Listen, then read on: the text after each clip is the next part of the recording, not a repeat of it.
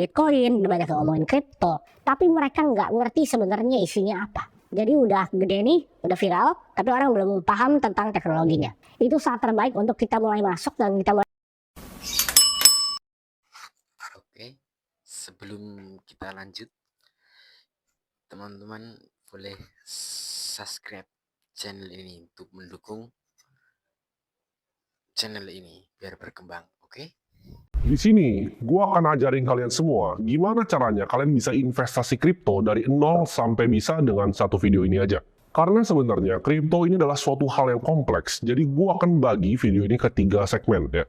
Yang pertama kita akan belajar konsepnya dulu, kedua kita belajar praktek cara belinya, dan yang terakhir gimana caranya kita bisa simpen kripto kita. Kripto itu, menurut opini gue pribadi, itu udah di tempat yang unik ya. Kalau kalian lihat di mana misalnya orang tua kalian udah banyak nih yang ngomongin, bahkan nyokap gue udah nanya, kok apa sih itu Bitcoin gitu, apa sih itu cryptocurrency. Jadi orang-orang terdekat, bahkan tetangga kalian udah boleh ngomongin, oh itu Bitcoin, oh itu Ethereum. Bahkan kalian di tongkrongan mungkin udah ngomongin harganya Bitcoin gitu. Jadi gue melihat ya, teknologi ini tuh sebenarnya sudah mainstream, di mana banyak orang yang udah mulai melek terhadap teknologi ini. Dan sebuah teknologi itu paling bagus untuk kita pelajarin di saat semua orang udah banyak yang ngomongin Bitcoin, udah banyak yang ngomongin kripto, tapi mereka nggak ngerti sebenarnya isinya apa. Jadi udah gede nih, udah viral, tapi orang belum paham tentang teknologinya. Itu saat terbaik untuk kita mulai masuk dan kita mulai belajar. BlackRock adalah sebuah perusahaan institusi ya, aset manager dengan aset itu 10 triliun US dollar. Mereka udah mulai untuk menawarkan produk-produk berbasis cryptocurrency seperti Bitcoin. Jadi di sini sebenarnya pilihan kalian ya, bahkan perbankan di luar, semua matanya sudah terbuka. Nah ini pilihan kalian mau belajar atau nggak mau belajar. Di sini gue nggak bisa maksa kalian untuk belajar, tapi gue akan sharingkan apa yang gue tahu. Kita lihat dari awal Januari, Bitcoin itu udah naik 80% lebih ya. Kalau kita bandingkan dengan aset-aset yang lain seperti saham, seperti reksadana, seperti emas ya. Bitcoin itu jauh banget melampaui mereka semua. Ibarat nih, kalau lu mau taruh uang 1 juta dalam Bitcoin, itu jadi 1,8 juta. Dalam kurang dari waktu 6 bulan. Dibanding aset yang lain, kalau kalian taruh misalnya di saham gitu. 1 juta yang tadi kalian taruh di indeksnya saham, yaitu basket dari kumpulan saham-saham lain, itu kan justru jadi minus. Kalau kalian taruh di reksadana, mungkin nggak sampai 1,1 juta bahan uangnya. Sedangkan kalau kalian taruh di Bitcoin, uang 1 juta yang sama tadi, itu jadi 1,8 juta. Di sini gue mau cerita sedikit, gue pertama kali masuk ke dunia cryptocurrency ini di saat umur gue masih 16 tahun. Kalian bisa lihat di sini gitu kan, masih gembel banget gitu kelihatannya. Di situ gue udah banyak mengalami siklus-siklusnya ya. Jadi 2016 itu Bitcoin pernah naik, terus crash lagi 2017. Dia pernah naik lagi 2021, crash lagi 2022. Jadi gue udah kena 2 siklusnya dari cryptocurrency ini. Gue udah kebakar di koin-koin micin ya tahun 2017, di mana gue ngerasa, oh ini bagus, gue beli, rugi semua uangnya. Dan terakhirnya, siklus terakhirnya gue juga masih sama. Ya gue masih kena juga gitu kan. Seperti Luna, ya gue kena uang gue di namanya protokol, namanya Anchor Protocol. Di mana protokol ini menawarkan bunga 19% fix untuk stablecoin ya, yaitu cryptocurrency yang di-peg sama US dollar 1:1. Setelah bertahun-tahun di dunia ini, sampai sekarang portofolio gue itu 90% lebih di cryptocurrency. Jadi gue walk the talk, yang gue ajarin adalah yang gue praktekin sendiri. Konsep yang kita perlu ngerti tentang dunia cryptocurrency, kenapa ini terjadi semuanya, kita harus tarik balik dulu ya. Kita harus ngerti tentang konsep dari uang itu sendiri. Jadi kita belajar, kenapa sih adanya uang kertas ya? Dulunya koin itu dari mana? Jadi kalau kita mulai ke permulaan di awal, ada sistem yang namanya barter, di mana kita tukeran ya. Lu punya misalnya 10 apel, gua punya 1 ikan yang gede, kita tukeran. Lu kasih gua 10 apel, gua kasih 1 ikan. Tapi cepat atau lambat, manusia itu sadar bahwa ini nggak bisa nih dilakukan barter gini. Karena gini, kalau kalian punya 10 apel, tuker 1 ikan, mungkin ada yang mau. Tapi kalau kalian punyanya apel, mau tuker sama 1 rumah, mau berapa ratus, berapa ribu apel yang kalian tukar untuk rumah ini, ya kan? Jadi di situ nggak cengli. Dan problemnya dengan misalnya buat yang punya apel atau punya ikan, kalau ditukar sama rumah, mungkin proses transaksinya lama, dan begitu udah transaksi nih apel sama rumah, apelnya udah basi. Uang itu kan adalah transfer antara value. Transfer antara value. Barter kalian punya apa? Transfer value. Manusia itu ras yang pintar dan sangat cepat beradaptasi. Jadi kalau metode transfer value-nya ini lebih jelek dibanding yang baru, dia cepat untuk pindah. Habis dari pertama kali barter, kita coba untuk pakai kerang gitu. Tapi teknologi makin tinggi, kita makin banyak explore di laut, ternyata kerang itu banyak gitu kan. Nggak langka lagi, jadi nggak bisa pakai kerang, orang tinggal ngambil kerangnya. Jadi nggak adil. Jadi transfer antara value ini ya, itu banyak berubah-ubah. Dari awal barter, ya kan, kita lihat ada uang dari kerang, kita lihat uang dari garam, kita lihat akhirnya uang kertas pertama kali di dinasti Song Cina, Dan akhirnya sampai ke uang kertas di Eropa, ya. Nah, awal-awal uang kertas ini di Eropa itu dibikin sama para goldsmith namanya. Jadi mereka itu yang ibaratnya ngelebur-lebur emas, yang bikin emas ya. Tapi mereka sangat cepat sadar. Jadi gini, awalnya uang kertas adalah, misalnya gue punya emas nih 100 gram gitu. Gue kasih lu kertas bukti bahwa lu punya emas di gua nih. Gue pegangin emasnya, lu ambil kertasnya bahwa lu punya emas ini. Jadi awalnya itu adalah kontrak untuk emas. Tapi seiring berjalannya waktu, manusia kan serakah. Nah, orang-orang para yang bikin emasnya ini mikir, kalau gue bohongin dia gimana ya? Jadi gue bilang aja ini kontrak emas 100 gram kan kertas doang, emasnya nggak usah ada. Tapi gue bilangnya gue punya semuanya di sini. Jadi misalnya emasnya 3 kilo, kertas yang keluar itu 5 kilo. Terjadilah yang namanya inflasi. Ya. Jadi nilai kertasnya ini akhirnya lama-lama turun, karena emasnya tuh nggak beneran ada. Nah, uang kertas ini dari zaman tadi ya, Eropa tahun 1600, sampai ke 1971, itu selalu diacukan kepada emas. Dimana kalau ada uang kertasnya, ada emasnya. Sampai 1971, Presiden Nixon itu pecahin ya, namanya the gold standard. Dimana uang kertas berbentuk fiat itu udah nggak ada lagi nih, emas di belakangnya. Nah, ini celakanya. Jadi kalau kalian tanya sekarang, uang kertas itu basisnya apa? Jawabannya basisnya kepercayaan kita terhadap pemerintahan. Basisnya cuma satu, yaitu percaya bahwa ini adalah uang. Ini bisa transfer of value. Itulah kenapa kalau kita lihat ya, kalau zaman dulu, yaitu bakso tuh bisa 200 perak gitu. Kenapa bahkan barang-barang yang kita konsumsi, ya seperti rumah, jasa yang kita konsumsi seperti pendidikan, itu naiknya drastis, bisa 10-15% per tahunnya. Harga cabainya kita lihat naik terus. Ya. Itu yang kita bisa lihat sehari-hari di pasar. Nah itu kenapa? Ya, jawabannya adalah karena kertas tadi dicetak oleh bank sentral kita terus-terusan tanpa basis apapun. Masalah ini sebenarnya datang dari satu hal, yaitu sentralisasi. Nah, apa itu sebenarnya sentralisasi? Itu di mana ada suatu kelompok orang yang mikir nih, oh, kita mau cetak berapa uangnya? Kita mau cetak kapan uangnya? Berapa banyak nih mau dibagiin ke orang-orang? Sirkulasinya mau berapa? Nah, ini segelintir orang yang kuasain. Lalu dari uang fiat ini, manusia itu sangat pintar. Kayak gue bilang tadi, manusia itu pintar banget kita untuk memecahkan masalah. Dari problem tadi, itu diciptakan uang-uang digital ya. Zaman dulu tuh banyak banget ya, seperti eCash ya, Hashcash ya, Adam Back. Nick Szabo juga dulu pernah bikin namanya BitGold ya. Jadi ini banyak banget udah bikin dari zaman dulu ya. Problem ini mau coba diselesaikan dari tahun 1990-an. Ini gue mau jelasin dulu kenapa konsep digital cash yang peer-to-peer itu penting banget ya. Untuk kalian bisa ngerti konsep ya, makanya segmen pertama ini gue sebut dengan konsep. Kalian harus tahu dulu kenapa digital cash itu dibikin. Karena gini, contohnya nih, misalnya gue ngutang sama kalian Rp50.000. Ya, gue ngitung Rp50.000. Lu kasih Rp50.000-nya dalam bentuk cash. Lalu besok nih gue bilang, ya udah akhirnya gue balikin nih ke lu. Kita udah beres, gitu. Jadi begitu lu kasih Rp50.000 ke gue, itu kan lu ngutangin gue. Gue balikin Rp50.000, itu udah beres, cash. Ya. Jadi itu peer-to-peer transaksinya, antara lu dan gua aja. Di situ nggak ada bank tuh di tengahnya. Jadi cuman gua balikin uang cashnya. Itu hal yang kita bisa lakukan, karena kita bisa ketemu. Misalnya nih, lu lagi di Bandung, gua di Jakarta. Gimana pertanyaannya? Nggak bisa kan? Nah, digital cash itu hadir karena masalah itu. Kalau zaman sekarang, solusinya kan mungkin mikir, ya kan tinggal transfer di bank, ya kan? Tapi transfer di bank itu nggak pure peer-to-peer. Dengan kita menggunakan bank, kita percaya bahwa uang kita simpan di bank itu transfer ke mereka. Ada sentralisasi yang sama dengan percetakan uang tadi. Ya. Jadi problemnya adalah pihak ketiga yang harus kita percaya. Kita harus percaya banknya transfer ke dia. Mungkin sekarang memang iya ditransfer semuanya. Tapi kalau enggak bagaimana pertanyaannya? Dan bank itu beroperasi sama seperti bank sentral tadi, fiat tadi. Basisnya cuma satu, kepercayaan. Itu kenapa satpamnya semua selalu paling ramah. Itu kenapa semua mereka invest gede-gedean di operasional untuk bikin orang terasa nyaman. Karena cuma satu basisnya, yaitu kepercayaan. Disitulah sebenarnya keunggulan cryptocurrency ini. Dimana transaksinya itu peer-to-peer, sama kayak tadi 50.000 yang gue kasih ke lu. Tapi bedanya kita nggak perlu ada bank di tengahnya. Bitcoin ini adalah sebuah program software yang bisa transfer value-nya cross-border ya, antar benua. Kapanpun, dimanapun, untuk siapapun, berapapun. Orang bilang, tapi kan bisa pakai bank. Kalian yang tahu pakai M-Banking, kalian pasti tahu limit transfernya M-Banking kalian itu 100 juta. Kalau kalian mau transfer 2 miliar, gimana caranya? Dengan cryptocurrency ini, 2 miliar begini. Nah, itu pun antar Indonesia. Kalian gampang, misalnya BCA. Kalau BCA, BRI, ya ada admin fee-nya. Tapi kalau misalkan mau transfer, misalnya teman kalian ada yang keluar negeri, Taiwan misalnya, gimana caranya kalian bisa transfer dari Indonesia ke Taiwan? Apakah bisa pakai bank BCA? Pertanyaan itu kan. Jadi kalau sistem perbankannya udah beda antar negara, ini udah repot nih untuk transfernya. Dengan cryptocurrency, kita nggak perlu hal itu. Nggak perlu pusing.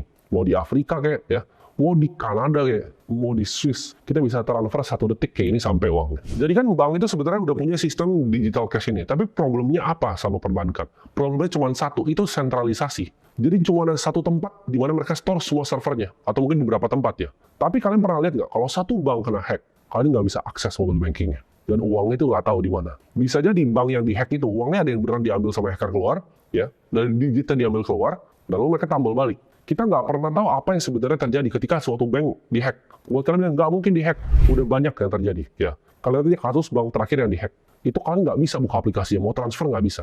Karena kalian percaya kepada satu sistem sentralisasi. Network Bitcoin ini diciptakan oleh individu yang namanya kita nggak pernah tahu, yang nama samarannya adalah Satoshi Nakamoto. Identitasnya pun nggak pernah bisa ditemuin. Dia mengeluarkan suatu paper yang namanya Bitcoin White Paper tahun 2008 untuk menjelaskan secara detail gimana cara kerjanya Bitcoin.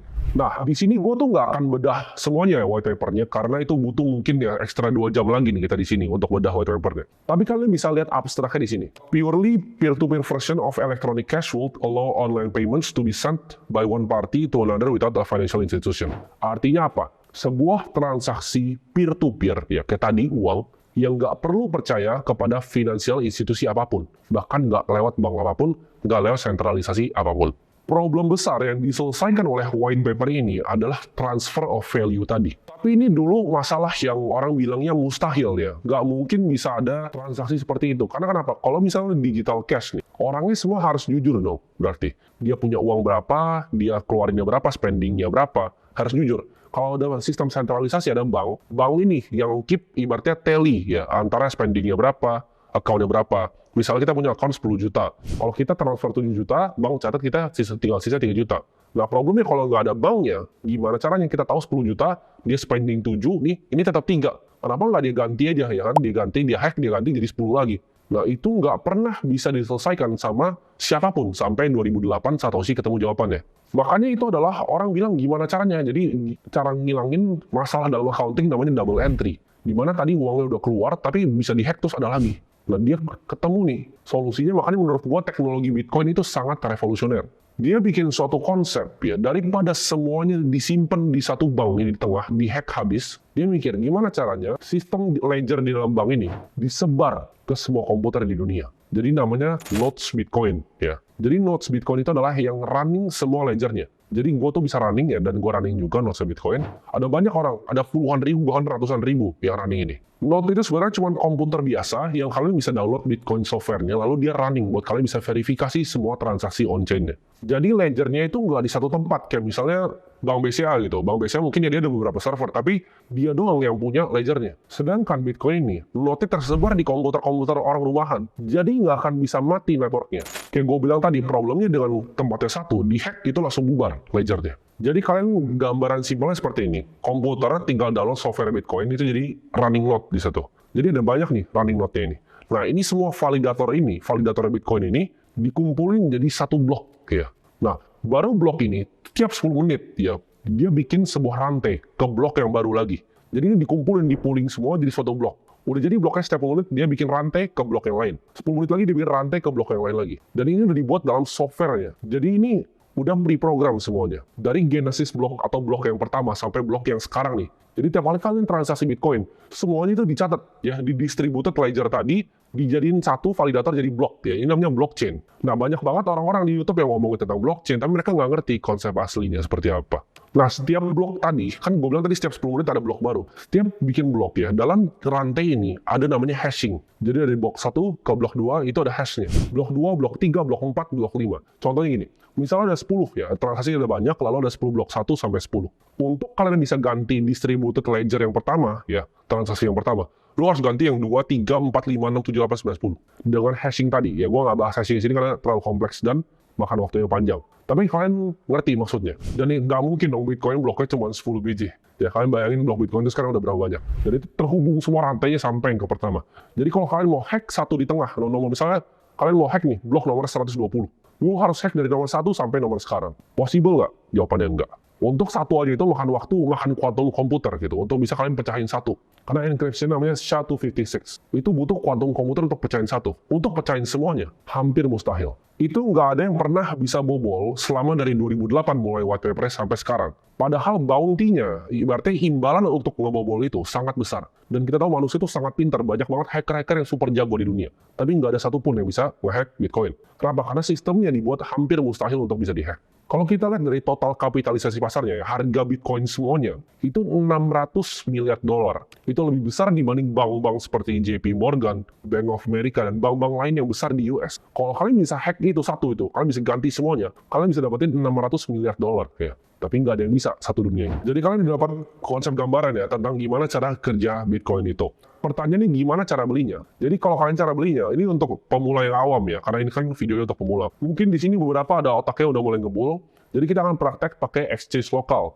Oke, untuk kebutuhan video ini, gue akan pakai toko kripto, karena untuk yang series borong Bitcoin kemarin, jadi buat yang belum tahu, gue bikin series tiap bulannya, gue akan tabung 100 juta, biar kalian bisa ikut bareng gue, lihat perkembangan Bitcoin itu seperti apa. Itu kan exchange-nya pakai Nodax, dan ini gue akan pakai toko kripto, karena gue sama sekali nggak disponsor sama siapapun di sini. Jadi gimana caranya kita bisa beli sebuah koin lewat centralized exchange? Pertama, kita harus daftar dulu. Ya, mungkin gue nggak akan tunjukin di sini cara daftarnya, karena akun gue yang di sini kebetulan udah daftar ya. Jadi kalian daftar dulu di sini, kalian sign up, itu kalian bisa lihat di bawah ya, cek di bawah linknya. Begitu kalian udah sign up, kalian harus melakukan yang namanya KYC, karena itu regulasi dari Indonesia. Jadi kalian harus foto KTP, segala macam untuk bisa akses ini. Begitu proses KYC-nya udah selesai, atau prosesnya foto-fotonya, ntar muka suruh begini gitu, udah selesai, kalian baru masuk ke aplikasinya. Nah, di aplikasinya, kalian tinggal kalau mau deposit, ya kalian deposit biasa aja. Kenapa gue pakai akses lokal? Karena lebih gampang. Kalau akses luar, kalian mesti pakai peer-to-peer ya, tapi itu juga gampang sih sebenarnya. Tapi untuk video ini, gue akan coba pakai akses lokal. Nah, di sini kalian cuma perlu deposit, ya kan? Kalian deposit. Kalau di sini ada BIDR, ya. Kalian pencet BIDR, dan tinggal transfer ke banknya aja. Jadi kalian tinggal ikutin prosesnya, lalu akan masuk. Jadi di sini gue akan langsung contohin aja gimana cara kalian belinya. Jadi ini kan ada menunya nih, kalian pencet yang di tengah ya, yang trade ini. Lalu di sini itu ada, kalian mungkin untuk yang awam masih bingung ya ini seperti apa. Jadi BIDR itu adalah pairnya. Jadi BTC dibagi BIDR.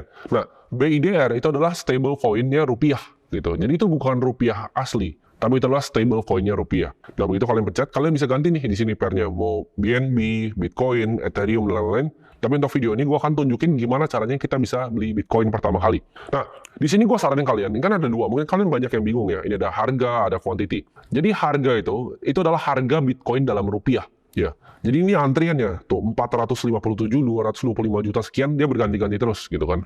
Kalian mungkin bingung, tapi nggak punya uang segitu banyak, nggak masalah ya. Karena Bitcoin itu didesain sama Satoshi untuk dipecah 100 juta unit. Jadi ada satu Satoshi, ada 100 Satoshi, bisa dipecah unitnya. Jadi kita mau beli 500.000, kita mau beli 100.000, itu bisa gitu. Tapi di sini, ya gue udah taruh di sini 4 juta BIDR, dan gue akan contohin gimana cara belinya. Nah, jadi gue saranin untuk kalian semua, kalau kalian mau beli, kalian harus pakai yang namanya limit order di sini. Kenapa limit order? Kalau market order, jadi gini, simpel gini. Kalau limit order, kan kalian di sini, ini ada namanya order book ya, di mana itu ada harganya, ada kuantitinya berapa Bitcoin yang ngantri di harga itu. Sama kayak mungkin orang-orang yang di saham udah familiar tentang order book ini. Tapi ini gue jelasin untuk yang pemula. Kalau kalian limit order, itu kalian ngisi likuiditas gitu. Jadi kalian bantu exchange ini untuk isi likuiditas. Jadi fee kalian, jadi kan kalau kalian beli Bitcoin lewat exchange harus dapat duit pasti. Biasanya 0,10 atau 0, berapa. Sama pajak kalian 0,21. Jadi kalau kalian mau beli di exchange, mereka pasti ambil fee. Nah, fee ini lebih murah kalau kalian bantu ngisi buku mereka. Gitu. Kalau kalian pakai limit order, fee kalian akan lebih murah. Simpelnya gitu. Tapi kalau misalnya market order, kalian disebut sebagai market taker. Kalau limit order, market maker. Kalian mungkin ada yang pernah dengar nggak kata-kata market maker? Kalian mikirnya bandar lah apa? Enggak. Market maker itu adalah liquidity provider yang ngisi order book ini. Gitu. Jadi toko kripto ini kan dia pakai Binance ya. Tapi kalau misalnya yang lain kayak Nodax dan lain-lain itu ada market maker di dalam untuk ngisi liquidity tiap pairnya biar nggak kosong. Kalau kosong ntar nggak ada yang berani beli di sini gitu. Jadi saran gue pakai limit order. Tapi untuk video ini gue akan pakai market order. Kenapa? Kalau market order itu langsung dapat, tapi fee-nya tinggi. Kalau limit order kalian ngantri ya, ntar dapat kalian cari yang harga yang tipis-tipis aja dan itu masuk nanti. Fee-nya lebih murah. Tapi untuk tujuan video ini gue akan pakai market order. Di sini ini kalian bisa pilih nih mau 25% dari yang kalian top up. Tapi di sini gue akan 100% ya. Jadi 4 juta rupiah. Gue akan pencet market order buy Bitcoin sini. Oke. Oh, di sini nggak bisa market bahkan ya. Gue baru tahu gitu. Di sini nggak bisa market karena gue jarang banget pakai ini. Ini gue baru buka bahkan akunnya. Kita beli ya di sini. Kita mau ngantri di harga 457 nih ya. Oke. Ini gue langsung di harganya deh bentar. Oke. Nah, ini gue langsung beli Bitcoin di sini. Gue limit order. Nah, kalau limit itu dia ngantri kayak gini. Jadi ntar akan kejemput harganya. Begitu udah masuk, ntar kalian bisa langsung lihat di walletnya di sini. gitu. Tapi ini karena ada beberapa Bitcoin gua, jadi mungkin nggak kelihatan tadi gua belinya berapa. Harusnya gua contohin pakai akun yang kosong, tapi udah nggak ada lagi. Jadi akun sisa gua cuma yang ini, gitu. Jadi kalian lihat semudah itu untuk beli. Nah ini masih belum masuk nih. Tapi ini tinggal ditungguin aja. Nanti dia akan masuk sama harganya naik turun, dia akan jemput. Jadi sebenarnya cara belinya cuma begitu aja, simple. Dan kalian bisa lihat nanti total Bitcoin kalian di portofolionya di sini, di balance di sini. Nah kalian bebas, ya mau pakai exchange apapun nggak masalah. Kita kan udah praktek gimana caranya kita bisa membeli Bitcoin ya di centralized exchange. Tapi ini saran gua, jangan pernah simpen duitnya di sana. Itu duit yang gua taruh di sana itu duit kecil aja. Gua nggak simpen uang gua di sana. Gua simpennya self custody. Ya. Jadi ada pepatah di industri cryptocurrency ini, not your keys, not your coin. Ya. Gue akan jelaskan konsepnya lebih panjang di belakang. Tapi intinya kita jangan percaya sama centralized exchange manapun. Karena ini ngelawan yang konsep tadi gue bilang sebelumnya. Konsep dari blockchain itu sendiri. Kenapa dia ngelawan sentralisasi? Ini kan kita percaya, gue beli di toko kripto, berarti gue percaya Bitcoin gue dibeliin sama toko kripto. Ya. Tapi cryptocurrency itu sebenarnya bukan begitu. Kita harus percaya kepada software, bukan kepada entitas seperti toko kripto. Kenapa Bitcoin itu dibilang orang sebagai network pembayaran paling aman di dunia? Karena namanya enkripsi public key nih. Kalian bingung ya, public key, kenapa kunci-kunci ini? Apa kunci rumah gitu kan? Bukan. Nah, Bitcoin software itu nggak buatin kalian private key secara otomatis. Tiap ada new user yang pakai sistemnya. Kayak ibarat password untuk mobile banking kalian. Biar gampang nih, ini kalau gue jelasin konsepnya, kalian harus ngerti dulu. Gue tarik balik dulu kriptografi dari dasar. Tapi untuk alasan video ini, karena gue mau bikin simple untuk pemula, ingat yang gini aja, kalau private key itu ibarat PIN ATM kalian, sedangkan public key ini adalah nomor rekening kalian. Jadi kalau misalnya nomor rekening, lu misalnya mau transfer ke gue kasih public key gue ke lu, bentuknya hashing, tinggal lu copy paste langsung transfer bisa. Sama kayak rekening, sebenarnya nggak apa-apa untuk dikasih ke orang gitu. Kalau lu misalnya mau transfer ke gue kasih rekeningnya, bukan PIN-nya. Kalau kalian kasih private key-nya, bisa dibuka gitu. Bisa diambil Bitcoin kalian semua. Jadi jangan kasih private key-nya ini. Tapi mungkin ada nanya, lah tapi di toko kripto nggak ada. Memang, karena key-nya kalian percaya dipegang sama dia. Makanya dibilangnya not your keys, not your coin. Kenapa gue bilang begini? Karena kejadian exchange itu hancur itu banyak banget. Kalian bisa googling Mt. Gox ya.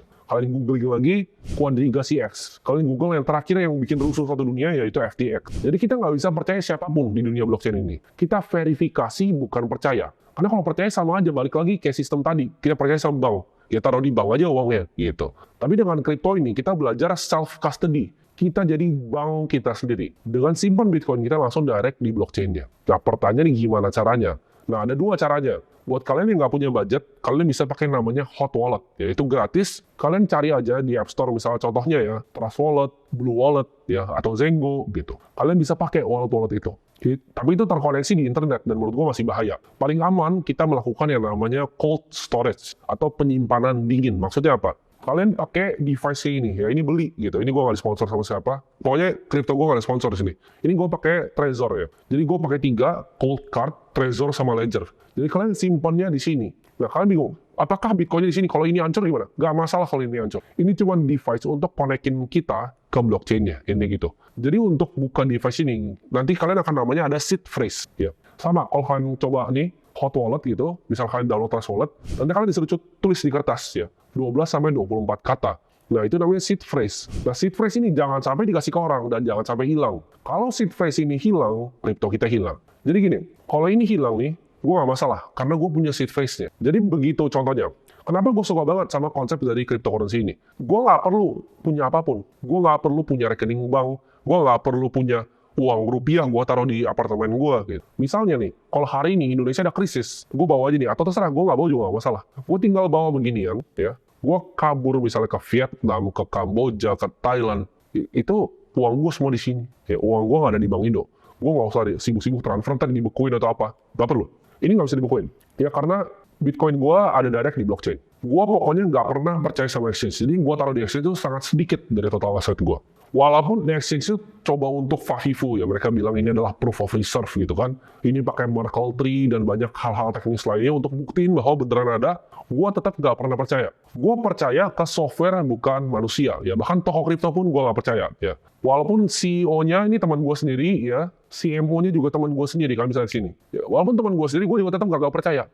Gitu. Gue lebih percaya sama sistem yang dibuat sama Satoshi. Ini device-nya buat yang tanya harganya berapa, ini sekitar gue lupa ya, 2-3 jutaan, karena dikirimin dari luar negeri. Nah, ini warning keras buat kalian.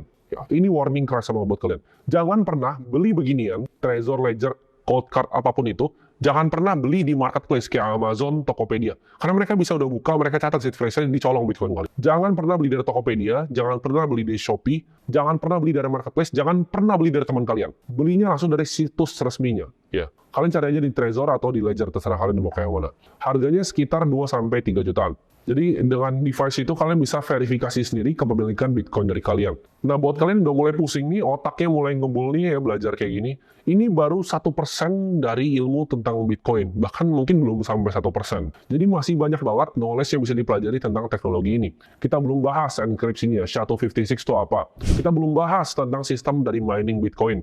Ini gue masih gambarnya yang paling luas lah ini. Ini paling gampang untuk pemula ngerti aja. Jadi kalau kalian suka video ini, kalian komen di bawah dan kita belajar bareng-bareng tentang teknologi ini. Dan gue akan buatin video-video ke depannya mengenai teknologi di blockchain.